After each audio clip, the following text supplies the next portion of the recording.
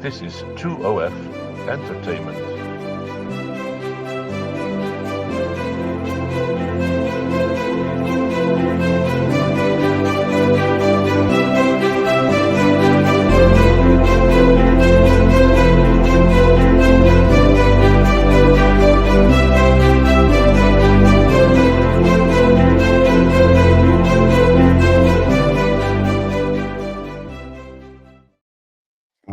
Welcome back to the show, everybody. Hey, Paul.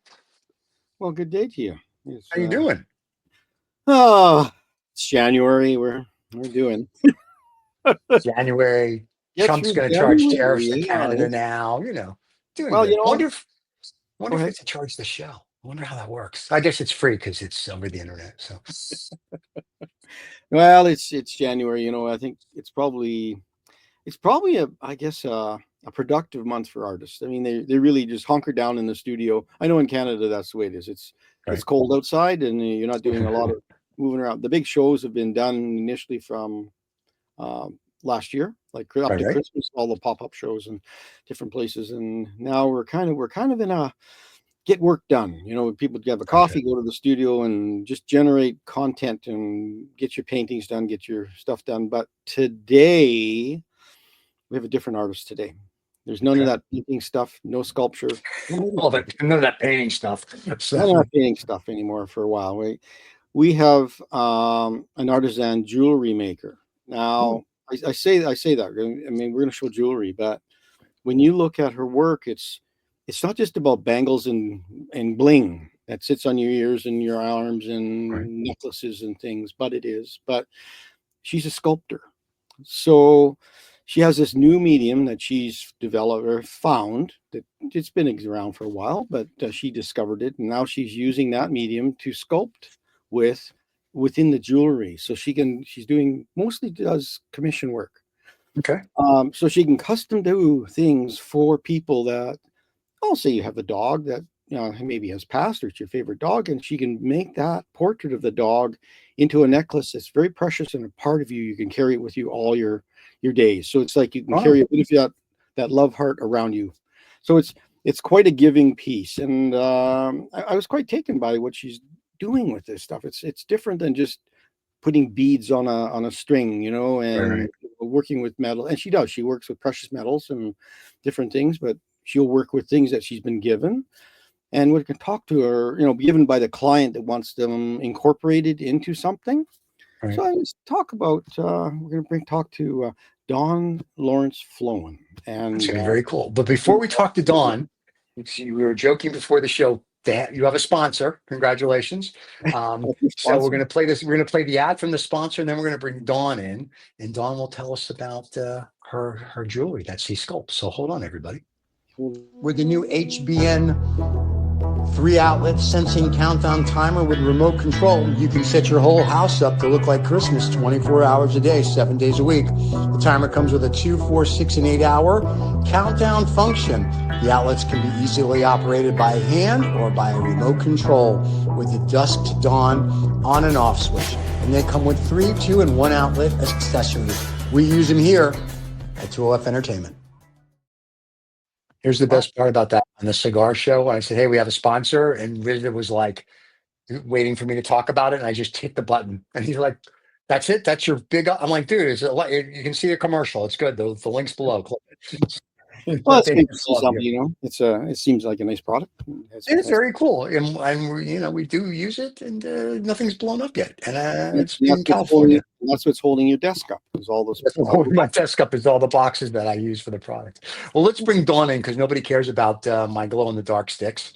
Dawn, welcome to the show. Hi. So, nice to see you guys. Well, let you guys talk because I'll just make funny comments the whole thing because I've seen her art and I love it. So I've got all this real obscure stuff. So I'll ask her all my questions at the end so the audience can actually enjoy a real interview. Dawn, have a great interview. We'll see you at the end. Cheers. Thanks. Good day, Dawn. How are you doing? Morning, Paul. I'm doing well. And yourself? Yeah. Well, I see all that organized clutter behind you there. It's and I'll call it that because it's just beautiful to see. It's people like to see the kind of things you work with. They like to see the tools and And I guess in a craft shop like yours, I guess I'll call it fine craft. You're working with all kinds of like metals, and I guess you got saws and things to melt iron and wood with and burn things and Well, don't get too crazy. I don't use iron, but yeah. I do solder. I'm a silversmith and a metal clay artist. So I solder, I have a kiln, I've got a welder, there's tools, lots of tools. I have a bit of a tool addiction. Does it all fit in your studio, or is there a view to get out of there into a new space? Or I'm building a studio this spring and summer. That's going to be a shed studio outside. It'll be a year-round studio eventually, and it's going to be a bit bigger than this, so that I'll be able to bring in my clients, and because I like to co-create with them, like get their ideas, and they choose stones and pieces and things, and we put it all together in my way. And so I'd like to have, and I might have the odd class and that sort of thing once I get that space. So it's such a nice opportunity to start from scratch on those things and plan how you want your working life to be. Like you said, you have clients come in, or you have a workshop and you have space to do it in, right? And it's in a controlled manner where the lighting is right, and you've got all the little workstations, and those things take time, but it's a beautiful thing that you can plan those things for your the next stage, I guess we'll call it that. This studio is wonderful and big and everything, but it is downstairs in our house, and so our stairs are fairly steep, and so having people in, bit of a concern sometimes if they're older, and so I'm looking forward to that. Yeah, it's but your product is smaller. You can carry it around. Right? You're not dragging a big canvas up those stairs or something. So at least it's still somewhat manageable for what you. So anyway, we'll just talk a little bit about your, where you've come from and a little bit of your journey. I guess you're now living in a small town. I'll call it small town Saskatchewan, just so you can get back to your life. I guess back to doing what you like to do. Where did you start out, and where did you start learning about jewelry making? I was a teacher, a middle years teacher in Lloydminster for my entire career there. And I taught art. And a friend of mine, Sharon Howland, had a beaded watch that she just brought to school one day, and I saw in the staff room, and I just loved it, and I wanted one so badly. And at this time I was doing India ink and acrylics and whatever the kids were doing, basically, to demonstrate. And so I thought, okay, I'm an art teacher, I can make this. And I went off to Michael's and I made that watch, and I bought all kinds of other beads and supplies while I was there, because as you do, you can't just buy one art supply, that. So I kept beading, and my husband finally said, nobody needs this much jewelry, you need to start selling. And so I guess I got started kind of by accident into jewelry, and it became another form of creation for me.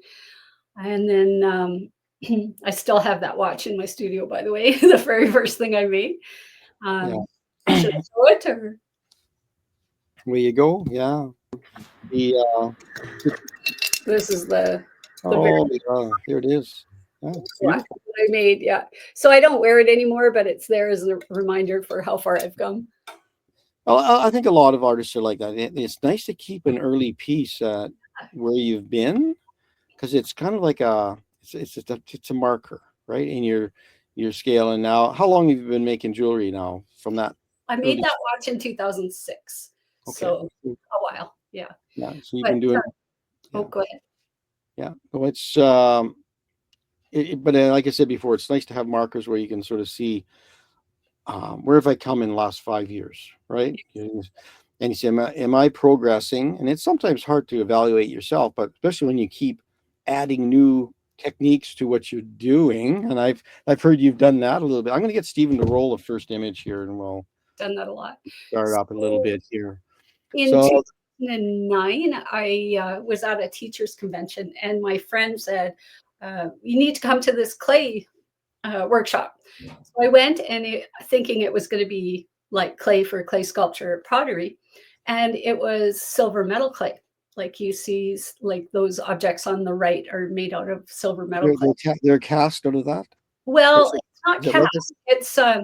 It's actually a clay that's got recycled silver and a plant binder, sort of like the stuff that you eat to get more fiber in it. And Okay. so you actually sculpt with this clay. It dries really quickly and it's very expensive. So you have to, you have to know what you're going to do before you start.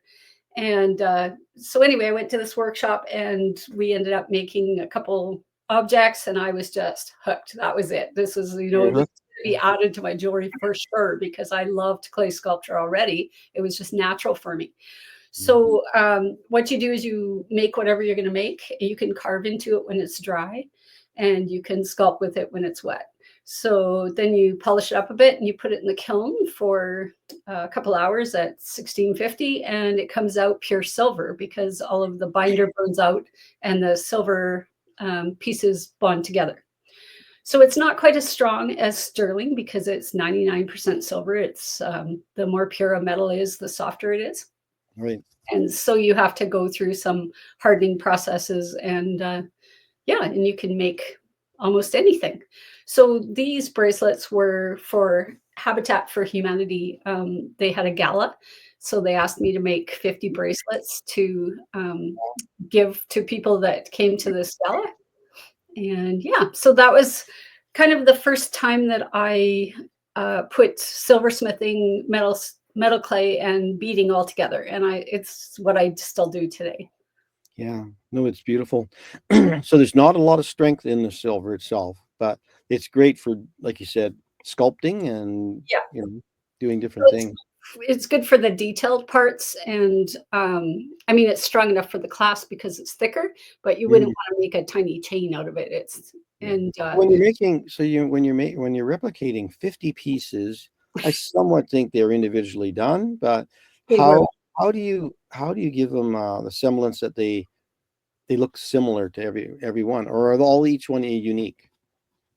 They're unique to a point, but I carved a mold out of an eraser and like a pink eraser. I just carved it out to do the Habitat part, the 3 people in the heart. And I used that as a stamp, and then the rest is all individually done. Yeah, I noticed years like years ago, I'll say like in the 1800s, they would make things out of hardwood, and they would use that for making casting molds, and they did that for like machinery and things. So I could see where if you had carved something out of a nice piece of birch, you could use that you could put it on your shelf and reuse that down the road for other things as well, where you want to push that into the form and you pull it out. With the fine grain, it holds it. It's like an etching. It'll hold the detail without picking out and things. So the wood can actually last a lot of impressions. You can get quite a bit of impressions out of it. And it's still easy to work with, but you have to put an oil on so that it doesn't stick to things like wood. So really the reason why I used an eraser is because it's silicone and it won't stick. So you probably could even use a coating of household silicone that sets up the same kind of, it would just pop out the molds. I know they make I had made some molds. I had to make a bunch of little clay molds, and there's a rubber that you can make, and you just keep coating the rubber over until you get it thick. It turns into rubber molds, and you can just pop the molds out of the rubber and things like that. I used an egg carton to set it in, so I had 12 of them all going at the same time when I was pouring them. Anyway, some metal clay artists will use silicone that you fill holes in your wood or whatever. They'll use that to create a mold out of antique buttons or things like that. So and now they have a 2-part mold that you can use that is a little bit easier to use with jewelry. So well, that's a whole other thing, is learning how to cast. But I can see when you have to be somewhat efficient when you have to make 50 similar things and it's time consuming, and you're going to fall asleep after a while when you're doing number 48. You know, it's like, how do you work with them like that? But you do customizing for individuals. Is that correct? Can you tell us a little bit about this kind of thing that you've done here on this one? My friend Leslie Ann brought this to me, brought the opal to me. It's an Australian opal that Okay. she had from her travels for many years in her drawer and had done nothing with it. And by this time, I had opened a studio downtown in Lloyd just to get myself out of the house. And it kind of forced me to take jewelry making a little more seriously. And so she brought this Australian opal, and I was terrified because opals are so easy to break. And luckily, I think I was probably a little ignorant at the time that I did this about them and setting them. So I just was brave and did it. But I made the back out of metal clay, and then I sawed the Australia out the back so that it would have light coming through into the opal. Yeah. Then the prongs are actually sterling silver. I drilled into the metal clay and soldered them into the metal clay, and then gently, ever so gently, bent them over. And the opal can move just a little bit because if you squeeze it, it can crack, but Okay. it's safely in there. And yeah, so it was probably the first thing that I was very proud of. It took me about a year to get brave enough to actually finish it, but we got her done, and I love it. It's one of my favorite pieces. Yeah. I do like the way it's tied with the shape of Australia, you know, the die cut, the cutout of it. And It was sawn. It's yeah. not a die cut. It was sawn. I drew Well, it. then I've been, it's kind of die cut out, but it kind of has that look like it's been sawn out is what it actually was. Yes. Right. But it's a nice tie, you know, it's like there's the story in here. It's you've tied the person that gave you a piece and you responded to it. It still says if somebody saw this on its own, it's sort of like seeing a work of art without an artist's signature on it, and you know who it is, right? And Yeah. so I sense your work is becoming like that. And we'll go through more of your work here, but your work is starting to get a distinction that it's you, right? It's different than other jewelry makers. And I guess you're an artisan. I guess I use that in a positive way. Thank It's you. more than just making bangles and shiny objects to hang from your ears and other parts, noses and things. But I haven't done noses yet. noses. Wow, you haven't lived till you've done noses. You have to, well, you usually have to compete with the tattoo or complement the tattoo, I guess. Right. Yeah. This one is unique. I mean, while going through the images, I said, this one I've definitely got to show. You gave me way more images than I could show today. So we had to go through and edit some out. But anybody wanting to see her stuff, will go to her website. It'll be on here, and you can see her work and contact her directly for your custom piece. You're not a hockey mom, are you? Are you a hockey mom? No. You obviously have a friend who is a hockey mom. No. No? This was for Hockey Day in Canada. I was involved with the arts a lot in Lloydminster, and Arts Without Borders partnered with Hockey Day in Canada to create some. You there? Yeah, can you hear me? Oh. Can you hear me? Yeah, I can hear you. Kind of lost feed there for a second. Okay. Sorry. No, nothing happened here. So Arts Without Borders partnered with Hockey Day in Canada to create some art events, I guess. And one of them was the artist face-off. So you had all these painters, and I think there was a potter and myself with jewelry, and there was, I can't remember, maybe 8 artists. Right. So we all had an hour to create whatever we were going to create, and then it was auctioned off. So, or we could sell it, one or the other. So in an hour, I created this 3D hockey jersey out of metal clay and fired it with a torch in front of everybody. And it was so much fun. And so that's me creating there. I was nervous at first, so I put music in my ears because there's crowds watching you and whatnot. I'd never been put in that situation. Luckily, being a teacher, I was used to people watching me create, so that didn't bother me. But there was music, loud music, and they did the whole thing upright. So yeah, it was a lot of fun. And I actually did end up having to make some of these for hockey moms after. And if you could flip it on the other side, it actually has a number on it and whatnot too. So they're kind of cute. I like them. Yeah, I can see a mother definitely wanting something like this for her child if he plays hockey. And Yeah. a lot of hockey moms, I could see a demand for these things. You could be pounding these things out, and they're nice just in themselves. The little people look at them and they say, "Yeah, that's a hockey jersey." They know what it is, and it's unique, and it's got a nice feel to it. And just Yeah. I actually, it was more, I think I sold 5 or 6 after, and it was moms buying them for their boys because it was on a heavy leather cord. Like that leather cord is probably 5 millimeters. And okay. so it was bigger, and so I made some flat ones for the moms that were a little more pretty, and they bought those too. But I did it for about 2 years, and then I got bored with doing that. Went on. Well, sometimes we need those bread and butter pieces. It's like, Yes. and Yes. a lot of times you really realize that it's really hard to break into sports with art. Like Yes. It's and nice to marry the two sometimes to bring yeah, that crowd to the art.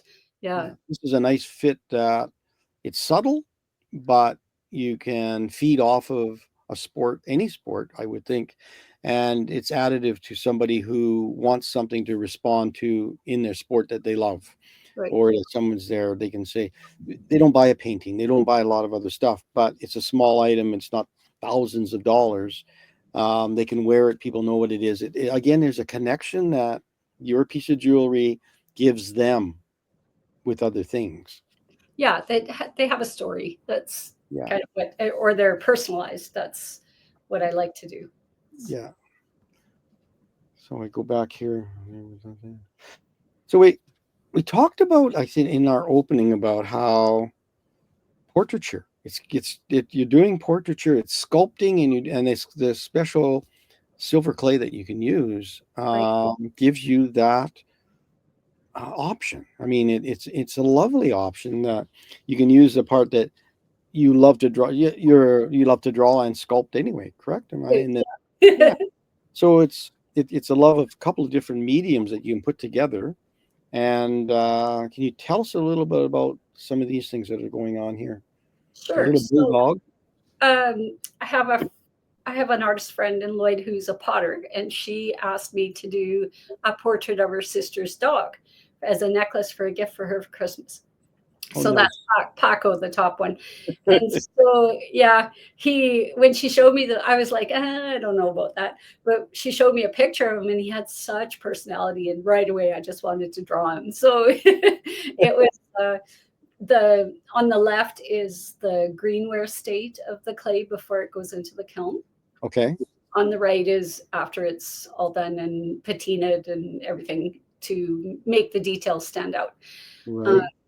So she was very happy with that. And then a few years later, I think that was 2015. And then, it says right there, in 2019, another friend of mine, her husky had passed away, and she wanted a pendant for him. So I put the last picture on the right so you can see how small these are. Like they're maybe 1.25 inches, 1.5 inches. Okay. So when you see the image with all the details and everything, it's not really how you see it in real life when it's.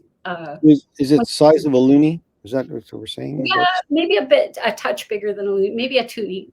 A toonie, about the size of a toonie. Okay. Yeah, I would say, yeah. For the people in Canada that know what a toonie is. Okay. Right. Yeah.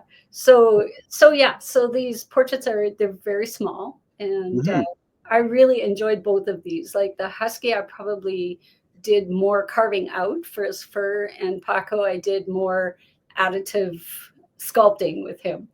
Yeah. Right. Yeah, to bring the snout out. Yeah. a little bit, and the face back, and the ears, Work in definitely. layers, and then for his like eyebrow kind of area, I used a silver paste that you can squeeze on, and then you use a little paintbrush to move it around, and Okay. Yeah. it's fun. Yeah. No, and fun is, I think we really need to have. If you don't have fun in the product, it doesn't show up. It doesn't show. If you're not having fun doing it, it looks like you just had this labor. It didn't have a labor of love. It just had labor. No, So these have a lot of love in them. I love dogs, and I love sculpting, and so you can tell that they were fun because you can see I like artists' marks being in a piece. Like I really enjoy Van Gogh and Joe Fafard, and that have that kind of there's a personality. There's personality in the pieces that are done. Right. And I'm trying to capture the personality of the dogs with it. So I found that always really difficult, is finding, like, even in just doing portraiture with pencil or paint, is to capture the personality of the animal that was a loved one of your family, or a loved animal in the barn, on your farm. And you said, yeah, it's a black horse, but it's not that horse. It's just not there. You've missed something, right? And it's a lot of times it's in the eyes. You can get the structure of the face right, but there's just something. It's usually in the eyes, and a lot of artists say they start with the eyes. Where do you start with when you start yours?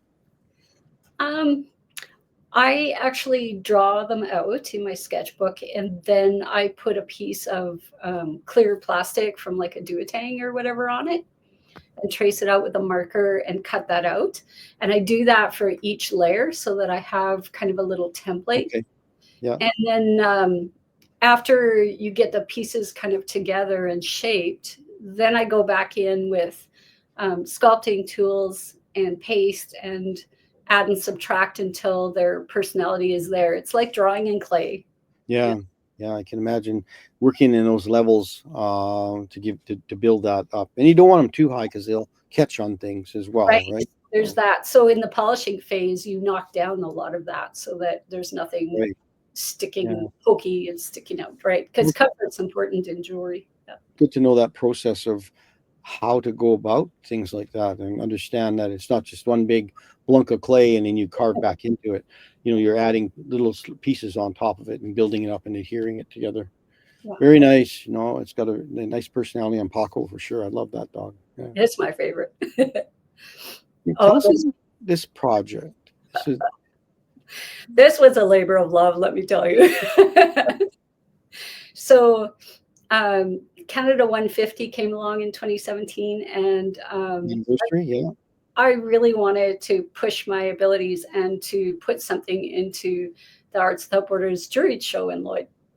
And because we'd started, I think by this time we had started the Jewelry Guild, and I really wanted to make jewelry known as more than just accessories, right? Because I think there was 8 or 10 of us in the guild, and we all did different things. And it was important for me to highlight jewelry as an art, or as a high craft, So I decided, I went through all kinds of ideas about how am I going to talk about Canada. And I wanted to include the maple leaf. And I just thought, okay, I'm going to cut out a map of Canada. And I did that, and I didn't like it. It just didn't have any personality. It was just too plain. So then I thought, okay, I need mixed metals.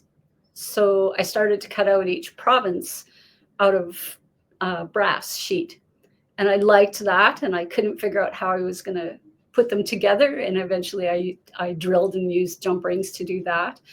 And the maple leaf was easy. I made lots of maple leaves in the past. And then I wanted to do the icy north, and it had to be silver. So that's a combination of silver clay and silver sheet, and lots of sawing and manipulating to get it together. I think I went through 40 or 50 saw blades making this. I had a count sheet that I showed on my social media. I can't remember how many it was, but it was a lot. I might have to get you to get another saw blade out. You have to make one more cut in that piece. Oh, I do? Where? None of it. Well, no, none of. Oh, yeah. It wasn't there. It wasn't there on the 150. In 2017, I don't think it was. It wasn't there then, but Yeah. now it is. So people have to. We have now one other territory. Great. Well, they divided the Northwest Territory into two pieces. So Yeah. there's Nunavut, which is the piece that is closest to the silver north. Right. It's that corner there. It's there. It's just not separated. Yeah. It's just not separated. Yes, but I just doing an update. Yeah. You must have been influenced by that when you doing polar bear. Yes, I think I was, because it was, just a little bit later, but this one's metal clay, and I decided to make it just a little more modern somehow by putting the lines through it. And it kind of gives it a sense of motion. It's just I didn't make it for anybody in particular. I like bears. Yeah, it has a feeling of ice, and I think it has a feeling of ice and that as well. So maybe there's that kind of a feeling. So no, it's nice to, what? It's nice to take chances with materials. It's like, so what if nobody sees it? Like, it doesn't matter. And it's sort of like working in your diary. You don't have to show anybody anything. It's just satisfying what you do first. But commissions are kind of a tough thing because you're trying to make it correct the first time around. Have you had to redo things a couple of times to get it right? Yeah, many times. Yeah, mostly because I didn't feel it was quite right. Oh, okay. Yeah. But yes, I have had to for people as well. Sometimes when you do stamp jewelry, I used to do a lot of mummy bling, which would be like pendants that would have their kids' names stamped in it or whatever. And of course, my stamping is by hand. It's not by laser or anything. And they were expecting something that looked like a machine made it. So there was some education around that. But right. Yeah. And are you a good, as an artist, I make typos all the time. I make spelling mistakes. It's like, oh my gosh, you do a piece and you got to spell the name wrong. Yeah, Dawn, I've never done that. D-O-N. I always spell Dawn, D-O-N. Yeah, well, that's the male Dawn. I'm like Dawn like morning, which is ironic because I'm not Dawn like morning. at all. Yes. Yeah, I should have been twilight or midnight, but whatever. In your next lifetime, you can do that. Right. Yeah. These are you have all four of these up on the one panel, and they each have a little story to them. But again, I guess you told me they were made in multiples, and some of these pieces were. Again, was it like for a swim team? Is that what you initially talked about? Yes. One of my friends coaches racing. So she has the swim team. And so when they graduate, she likes to give them a nice gift, and she usually picks something handmade. So for a few years, she came to me to have necklaces made for them. So the first two in the top left, the koi fish, was for two girls that graduated the same year. And so it's the first time I've made two of something by hand like that to try and make them at very similar. And the koi fish are hand drawn and hand sculpted, and the only thing that I used a template for was the background, the shape of the background. So so I think they turned out really well, and they're one of my favorites because of the sense of movement that the koi have with the fins. And it's not all just shiny. It's just not all. It has some gray value to it that gives it some depth and feeling to that piece of work. And then there's the shiny sharks on the right. The sharks, there was, I think one of them was a male that year. So she wanted something that would be masculine, male or female, masculine. Yeah. And I love sharks. I'm a scuba diver. So, that was a no-brainer, that one. And I don't know why I wanted it to be shiny. I guess I just wanted the shark to look really sleek. No, it's got nice lines. I love the way the light catches the edge, and it's there. It's like two pieces of silver, put one on top of the other, but the edge is subtle, but it's strong. I love it. Nice design. And the turtle below, we have to keep moving because we got like a lot to show people here. So okay, so the turtle was the year of COVID in 2020, and she only had one grad, and she wanted it to show something about the COVID year. So I chose the turtle because it's the back of the earth, the back of the turtle The is shell looks like the earth. Yeah. to represent the earth. And then I put the COVID virus on the back of the turtle because it affected the earth. So yeah, so this was, and blue, if you're wondering about the blue, it's because it's the color of the swim team. So she wanted me to put some glass and a pearl on the turtle. I guess you can do a little giving to the client when they say, yeah, blue. Yes, you can have blue. Yeah. So the fourth picture is if you flip the turtle over, that's what it looks like on the bottom. Okay, so it's flat on the bottom, so that it just sits. Now, is this a pendant? Texture, watery texture to pretty part to it. Yeah. Yeah. So the COVID virus is difficult to do, but I tried that one. That's an example of one that I did probably 3 times before I thought, okay, it's just got to go. I'm not going to get it any better than this. It's kind of, the COVID virus is kind of built like one of those multi-spiked. Remember the game called Jacks? Yes. Where you bounce the ball and you pick up the little jack. Well, that's what the COVID virus looked. It was kind of like a jack, but it had a whole bunch of nodules on it. And try to make that so it doesn't catch on clothing and whatnot. Like that's anyway. Good luck. So that's that one. Yeah. And this was also a COVID piece because no one was going out at the time. No one was buying jewelry. We couldn't have craft shows or anything like that, or jewelry shows. So I decided that I needed to do something with my time because I would be driven nuts sitting at home. And I didn't need a whole bunch of inventory that wasn't going to sell. So I came up with this idea of making kind of a stylized, loving home, or that's the feeling I wanted to give to it. And I wanted it to be pretty so that lots of people would buy it.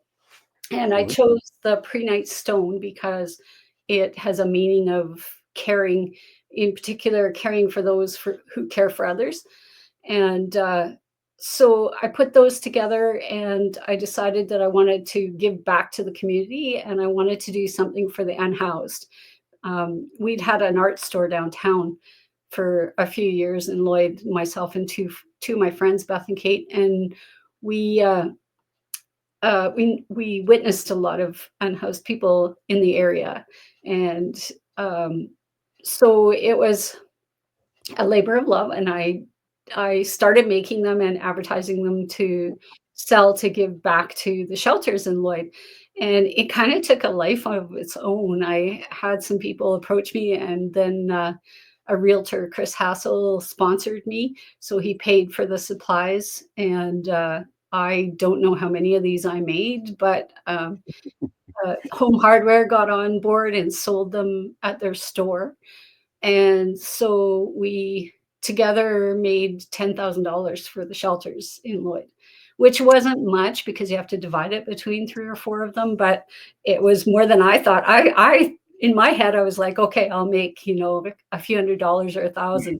But so it turned out it was a big project and I enjoyed it and it got me through COVID. So, but it's nice to partner with places that want to do similar things. They want to help. But they're looking for a device to do it through, and a lot of times artists are that device. They can be that conduit that can carry a message for you and concern and meet the production schedule. That's the other thing, is producing a ton of work. Well, I had a lot of time. Well, you had the time on your hands, but you know what? You could have went and watched TV too, or something. I could have, yeah. And but it's really good you did this. Chris, as a realtor, I used to joke with him as, this is selling houses, Chris. Yeah, it'll help you. So, well, it's better than giving out a calendar to your client. Right. Yeah. So, okay. So these kind of look like antique keys. They are. They are. I purchased them all from antique stores or people who have them around. A lot from antique stores. I started collecting keys a long time ago. I love antiques of any kind. This is my printer cupboard. My dad was a printer when I was growing up, and so I grew up kind of with whenever I went there, the smell of the ink was that brings my childhood back. And I have a picture of me as a child Nice. in Dad's print shop in our porch. He also worked for several papers as a photographer and a printer. So, and eventually ended up in computers. But anyway, I digress. I love antiques. So my studio is made up of a lot of refurbished antiques and things. And I like pieces with history. I like to think of, who held this key throughout time? What was it for? And this is going to sound weird, but I kind of believe that energy goes into these objects, and they made things so beautiful back then. They don't make keys like this anymore. You don't, the furniture, keys, all kinds of objects are much more beautiful and made better in the past. So, and plus they have this energy of all the people that touched it throughout time. Yeah. I So, think a lot of artists can sense that. I don't know, especially working with found materials. yes. There's a reason why they look for certain keys, for instance. They don't, they're looking for certain elements that they want to put into their work. And when they create a new piece of work from it, there is, I guess there's that energy of the history in the past. Mm-hmm. So what kind of the clients that would receive these? Who buys this? Well, I started making these Inspire key necklaces, and I call them that because the one on the right has the word flower child on it. I usually like to put an inspirational word and a key and a stone that kind of goes with that feeling or that word. Right. And the one on the left was actually, she sent me the piece of amber. It had special meaning to her. She never did tell me what it was, but and she said she wanted a pearl and a key, and she wanted the ring to be silver. So I set the amber in using silversmithing techniques because amber is very soft and it needed to be protected on the sides.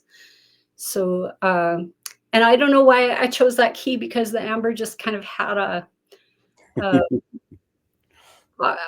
I don't know, a 30s or a 40s look to it. And so that key comes from that time. And that's how that one ended up.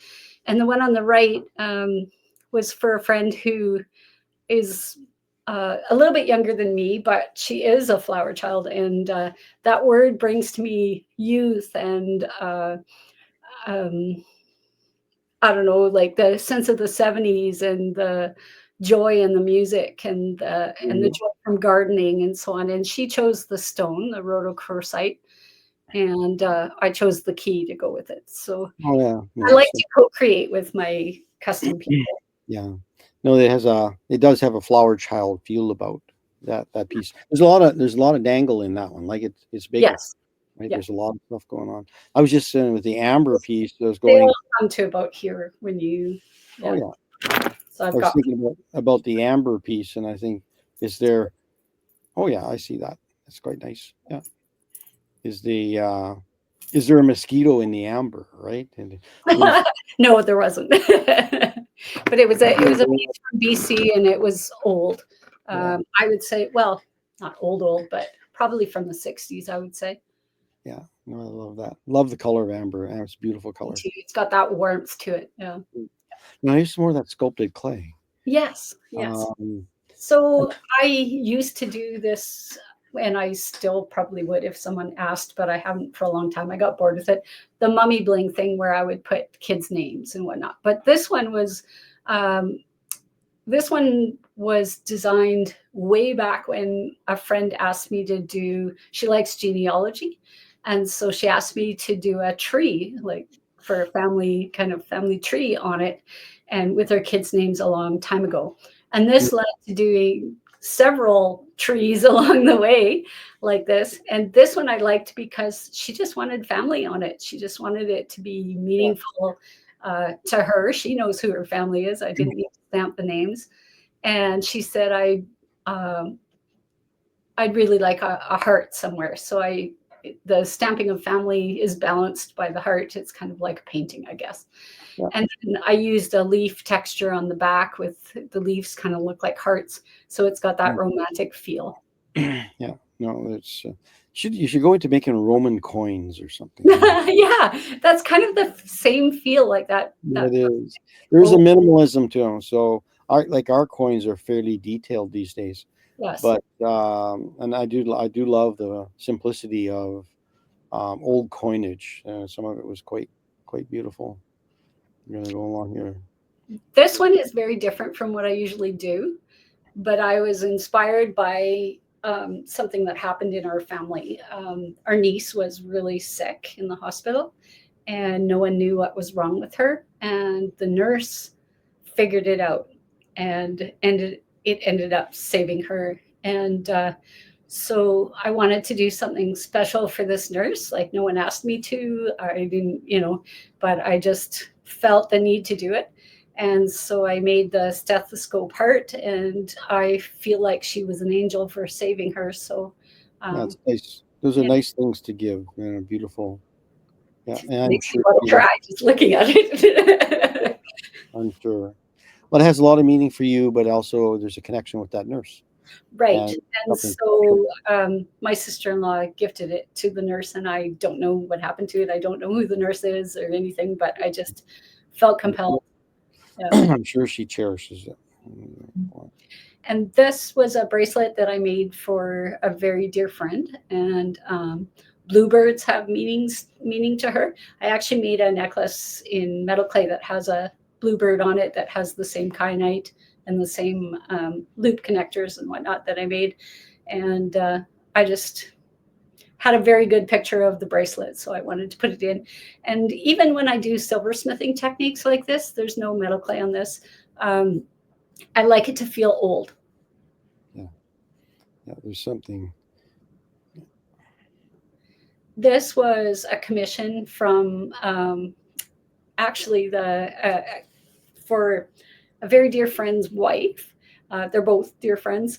I taught with him for many years. He was the IA teacher at ES Laird, and he actually made my bench out of an old teacher desk, my jewelry bench. So anyway, he wanted me to make this family bracelet for his wife. So every little oval tag has an initial on it, and you're seeing the back of it with the flower because I wanted to be private for her. And then there are birthstones and hearts and whatnot. And the top says family and a heart, a recessed heart on it. So yeah, that one had to go through a few versions because the first time I took it to her, it was way too big for her wrist because there's so many items on there. So I had to find a way to make them smaller and create again. So I'm proud of that one because it was tough to create. I think they was popular in the 70s. They had these charm bracelets, they always had, you buy a little charm. It was great for guys. They could just gift their wife a charm each year and they're off the hook. And just, here's one little birthday charm. But they get so big after a while and gangly on your arm, I guess, after years of collecting them. And my wife has one and it sits in the jewelry box, but I'm sure she looked at it, but maybe she just should. I had an artist. Take some of those elements off and make a bracelet out of them or a necklace, like for the little. Sure. I do that for people. I actually had one artist friend, Shelley Rax. Her husband used to come to me every Christmas to make her one of those charms. So I made a little tube of paint and what do you call it that you put the paint on?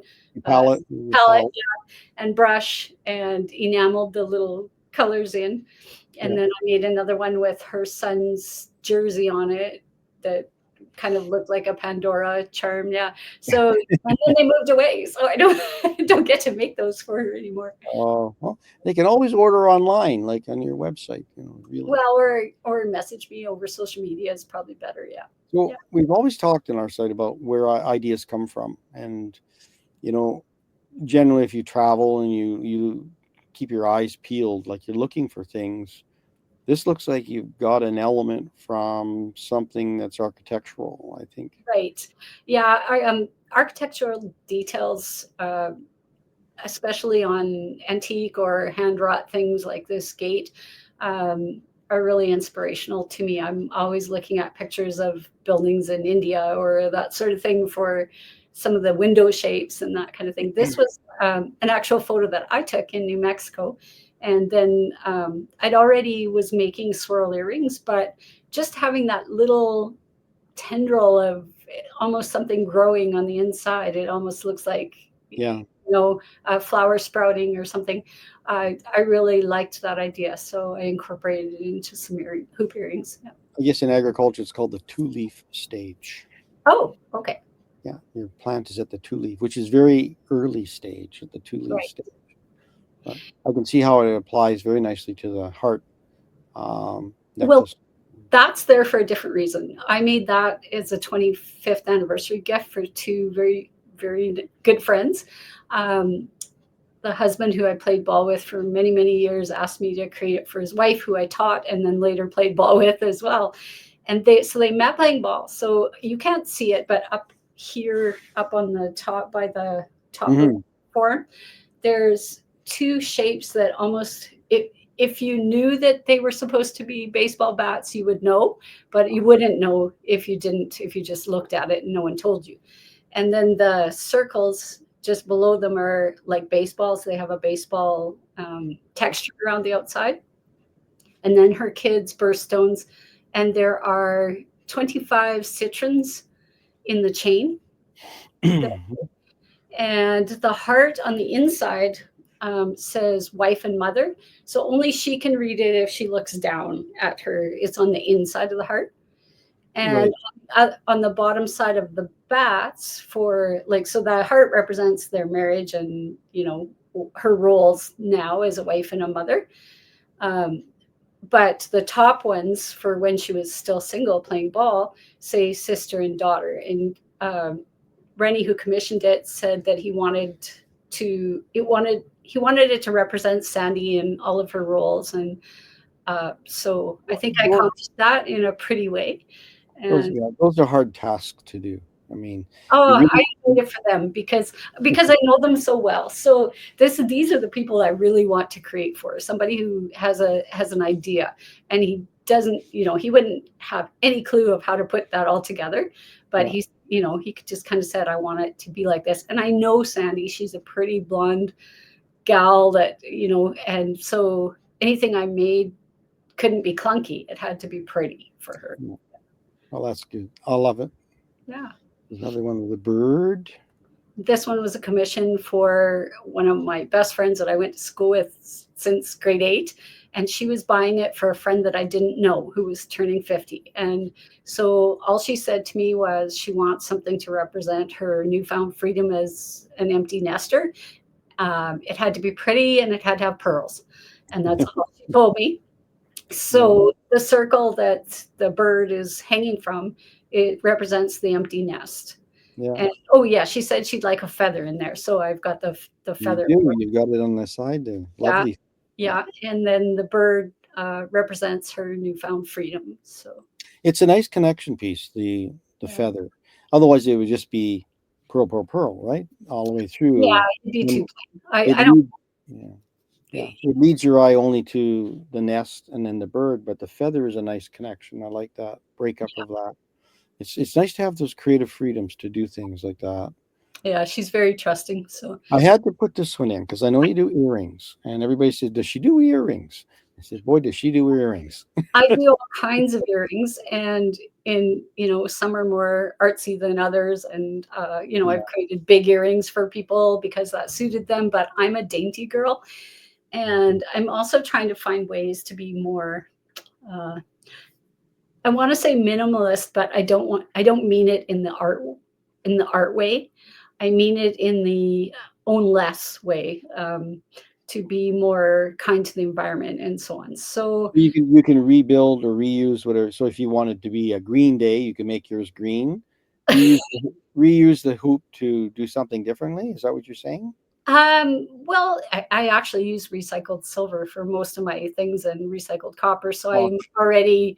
But I'm saying they could make their own. So the idea here is that you buy a hoop and then you get different. I'm wearing some right now. You can wear the hoop by itself. Right. There. Yeah, that's good. No, it shows. Yeah. And then you can buy little dangles in whatever color you want. Mine is turquoise. And then hang it on to the end of the hoop. Yeah. And so you can wear the hoop by itself, or you can put whatever dangle you want on it. So there you only have one pair of earrings, maybe, or two pairs of earrings if you want different metals. And you can add whatever color or embellishment you want. Some people like little silver dangles. Yeah. So, yeah. So that was a way of mix and match. You can mix and match. Yeah.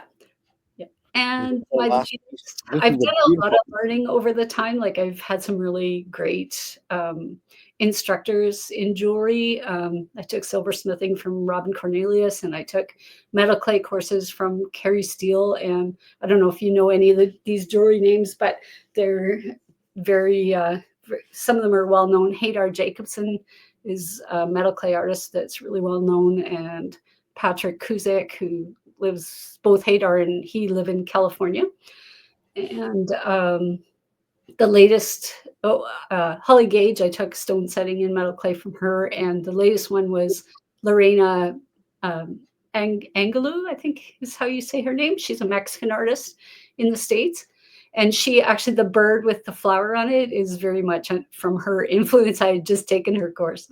But lately, the last thing I've taken is enameling. And my friend Yvonne Kirby-White and I, we got into her. She's a glass maker, and she also works with metal clay and does jewelry. And so we got into her garage in Saskatoon, and we both wanted to try enamels, and we got the flames going and and learned it. And it was actually a year ago yesterday that we started enameling. And so now I'm starting to add color to some of my pieces through enameling. And I'm enjoying it. I think the journey is just starting for you. I think you just keep adding other techniques into what you're doing. And I think it's just so nice to see that have this ability to bring connections together between your client. And I'll call it, sounds kind of clinical. Client could be a really good friend. But sometimes I don't know them at all. So. Yeah, and it's hard to read that because you're reading it through a third party. But there's a guy who needs an earring. Yeah, that's it. You want to put an earring on me? Yeah, that's not going to happen in anybody's lifetime. So, right? Everything is absolutely beautiful. So my question is, if someone wants to retain you to do something custom, where do you start and where do you go? I mean, like from what to what is your range? Do you mean cost? Or do you mean like we're going to give them your website. So if they want you, they can reach out to you. But if someone says, I want her to make whatever. So what's your, what's the range? Yeah. Like what's A to B? Okay. Well, my earrings start at 35 and go to 100, depending on what they want, what stones and whatnot. And necklaces can range from probably 75 to 350. Okay. Yeah. I don't know if you're asking or telling us that. Yeah, I know that. We just can't say it, right? I know, right? That's what when you're customizing things. I think realizing they take a lot of extra time when you customize something. It's not like you're just buying something off the shelf. So it's like I like to meet with my clients and either in person or via video and show them, different. They might say, okay, I really want a blue stone and I really like turquoise. So I'll get a few options of that out and show them, and they can choose, they can tell me what they want, and I can draw something in my sketchbook and say, am I on the right track? And we go back and forth. Yeah. Well, thank you so much for your time today. That was awesome. Well, it's an honor. Thank you, both of you, for hosting and for putting this artisan jeweler up and doing an interview. You'll be famous before you know it. That's right. You'll be an overnight success, as they say. It only took 20 years. So there you go.